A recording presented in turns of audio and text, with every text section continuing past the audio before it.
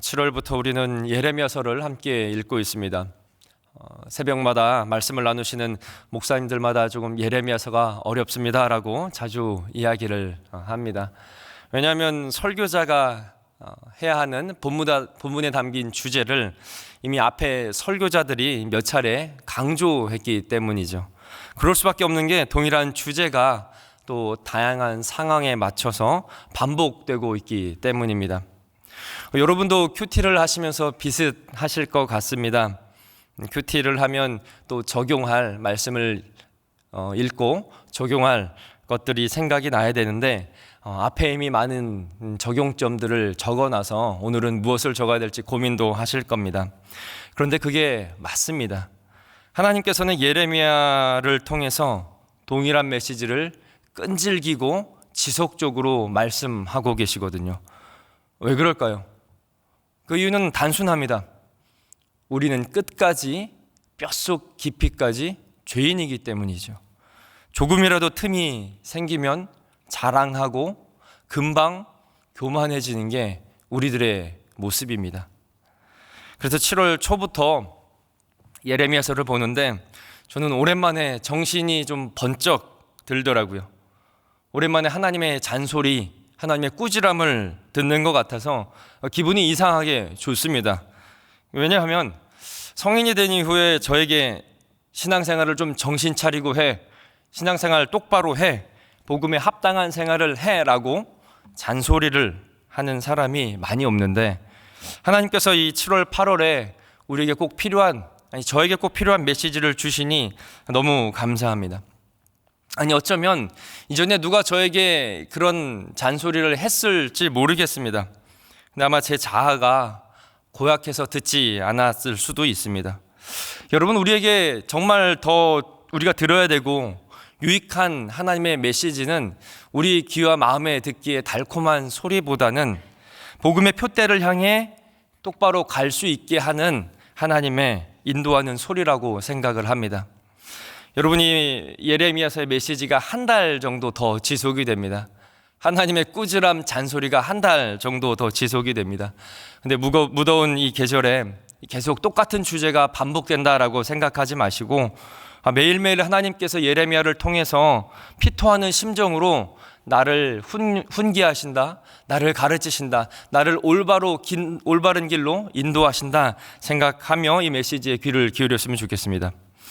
오늘 말씀은 유다의 가뭄이 찾아왔을 때 예레미야에게 임한 말씀이다라고 1절에서 시작을 합니다. 갑자기 자연현상이 나타나서 어색할 수가 있는데요. 가뭄은 단순한 자연현상은 아닙니다. 이스라엘 지역에서는 비는 생존과 연결이 됩니다. 그래서 이 지역의 거의 모든 우상들은 비와 연결이 되어 있습니다. 물을 보관하는 기술이 있었던 시대도 아니죠. 그래서 이른 비와 늦은 비가 멈추면 얼마 가지 않아 모든 생명체는 살지 못하게 됩니다. 유다 백성들은 하나님께서 유다 백성들에게 비를 주신 것을 너무 당연하게 생각을 했습니다. 자신들의 지속적인 반역과 또 폐역적인 행동이 끝을 향해 달려갈 때 하나님께서는 선지자를 보내셔서 회개할 것을 계속 요청하시죠. 그런데 이른 비가 내리고 늦은 비가 내립니다. 삶은 평안합니다. 그래서 말씀이 들리지가 않습니다. 그리고 이런 선지자를 통해서 보내주신 메시지가 나에게 하는 말씀이 아니라 이방인들에게 하는 말씀이 돼버리고 나에게 하는 말씀이 아니라 저 사람에게 하는 말씀이 돼버리는 거죠. 조금만 틈이 생기고 여유가 생기고 안정이 되면 인간이 이렇게 교만해집니다. 가뭄이 닥치자 백성들은 바로 땅바닥에 쓰러져서 울부짖는다고 말씀은 이야기를 하죠. 할 수 있는 게 아무것도 없거든요.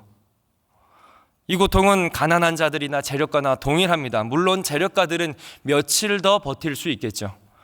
하지만 그들도 가뭄 앞에선 별 수가 없습니다. 오늘 말씀에 재력가들이 사환들, 종들을 보내서 물을 찾게 합니다. 하지만 종들이 가져온 것은 빈 그릇뿐이었습니다. 아마 물 한 바가지에 쌀 한 가마니와 바꾸려고 해도 바꿀 수 없었을 겁니다.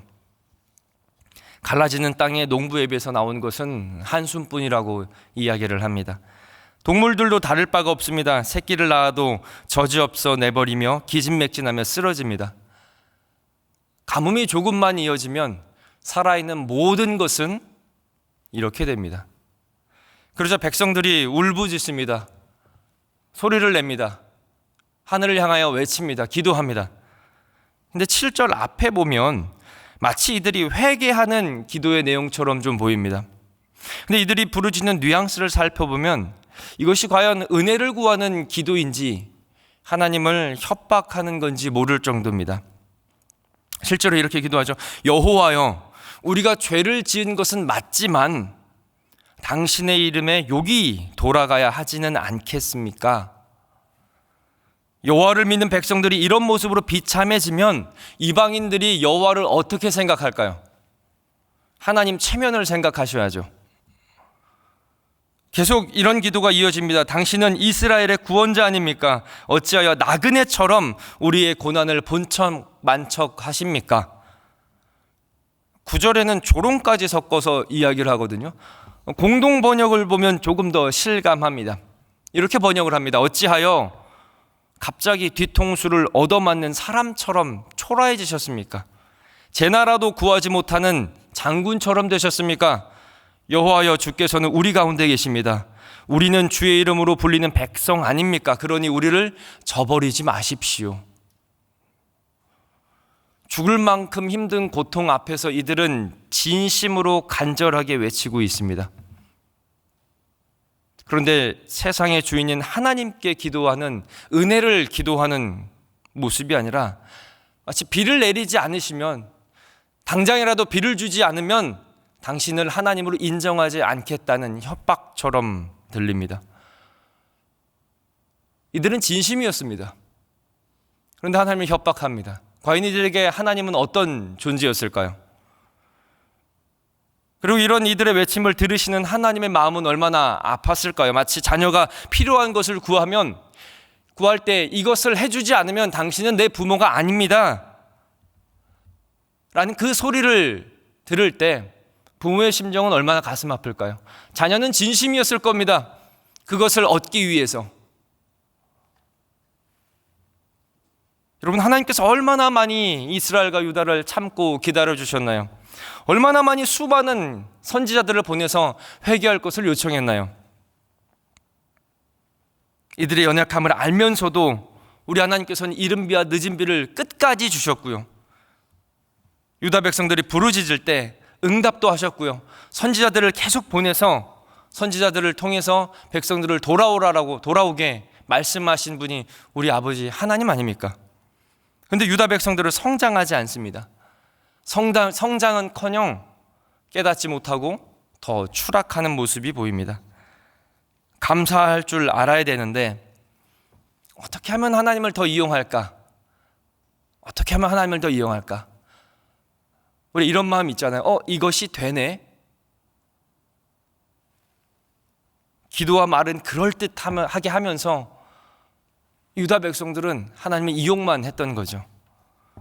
그러니 하나님을 모르는 거죠. 정말 모릅니다.